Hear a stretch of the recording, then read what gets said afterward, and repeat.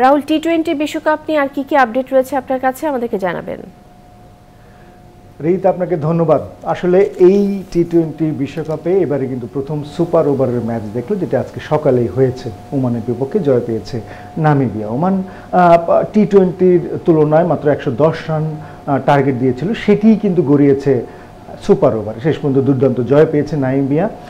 এই জয়ের মধ্যে দিয়ে আরেকটি বিষয় কিন্তু প্রতীয়মান হয়েছে যে ওয়েস্ট ইন্ডিজে যে খেলাগুলো হচ্ছে সেটি কিন্তু খুব লো স্কোরিং ম্যাচ হয়।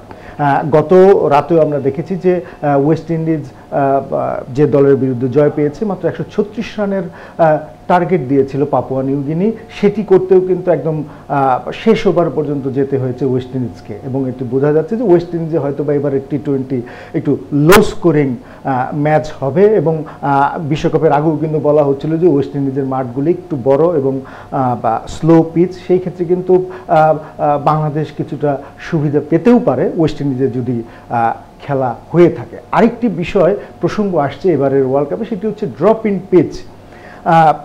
এই ওয়ার্ল্ড কাপে নিউ ইয়র্কের যে মাঠে খেলা হচ্ছে, ওয়ার্ল্ড কাপের কিছুদিন আগেও কিন্তু মাঠটি সেভাবে প্রস্তুত ছিল না। আমাদের অধিনায়ক শান্তু কিন্তু অবাক হয়ে গেছে যে এত তাড়াতাড়ি কীভাবে প্রস্তুত হলো।